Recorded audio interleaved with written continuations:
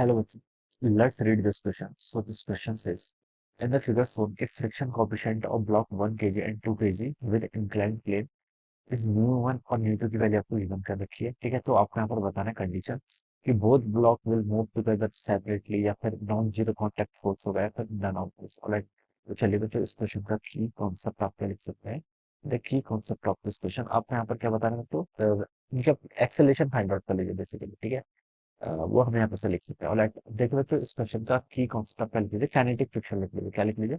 Kinetic friction will be the key concept of this question. क्या होगा आपका? Kinetic friction, ठीक है। ये दोनों ब्लॉक आपके कैसे मूव करेंगे ये हमें बताना। ऑलराइट, अब देखिए बच्चों सिचुएशन आपकी इस तरीके से है। काइनेटिक फ्रिक्शन होता है क्या? काइनेटिक फ्रिक्शन होता है आपका न्यू के इंटू एन के ऊपर। न्यू क्या होता है आपका coefficient of kinetic friction, okay. और एन क्या हो गया? नॉर्मल। ये आपका ब्लॉक है 2 kg का। यहाँ पर आपका कोई दूसरा ब्लॉक है 1 kg का, ठीक है।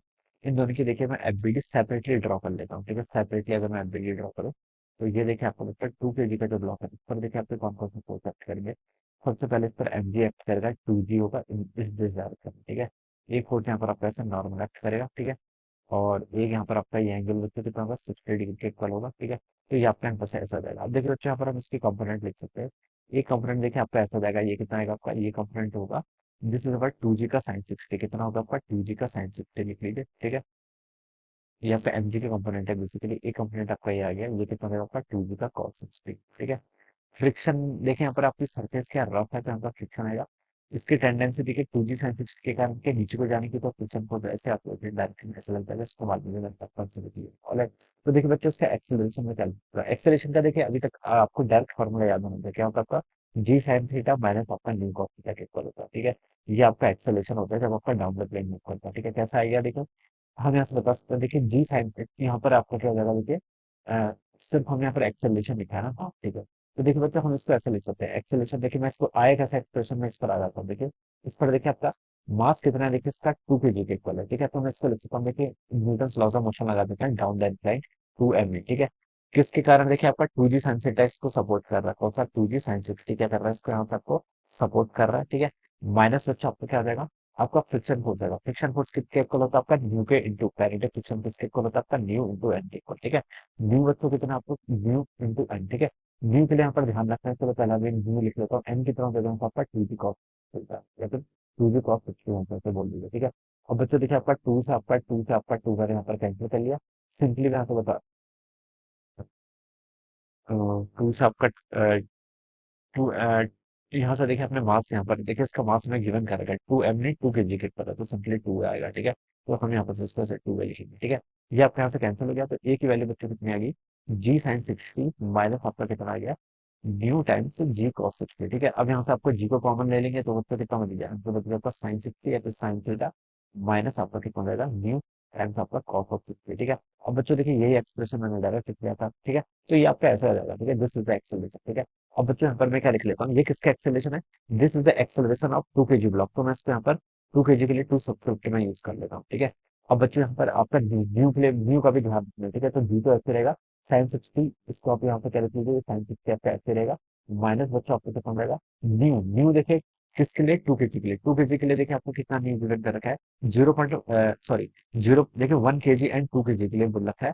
1 kg के लिए तो 0.5 है, 2 kg के लिए आपका 0.4 है। तो यहाँ पर कितना होगा? 0.4 टाइम्स आपका कॉस ऑफ 60, ठीक है। तो ये तो आपका सेकंड का एक्सेलरेशन हो गया, यानी कि जो आपका 2 kg का पार्टिकल है, ठीक है। और 1 kg का पार्टिकल के लिए देखिए बच्चों मैं डायरेक्ट ये इक्वेशन यूज कर लूंगा क्योंकि मैंने बता दिया कैसे होगी, ठीक है। यहाँ पर देखिए जी ऐसे हो जाएगा। थीटा देखिए बच्चों इसके लिए भी सेम है, सब वो चीज तो सेम ही रहेगी। कितना आपका साइन 60 माइनस आपका कोएफिशिएंट ऑफ फ्रिक्शन बच्चों अलग है। 1 kg के लिए कितना कर रखा है? 0.5, तो ये कितना हो जाएगा आपका? 0.5। बाकी ये वाला कितना हो गया आपका? कॉस 60 आपका ऐसे रहेगा, ठीक है। तो बच्चों दोनों के एक्सेलरेशन अपने के कंडीशन से फाइंड आउट कर लो। अब देखिए बच्चों इन दोनों को कंपेयर करके बताइए कि कौन सा एक्सेलरेशन ज्यादा है, ठीक है।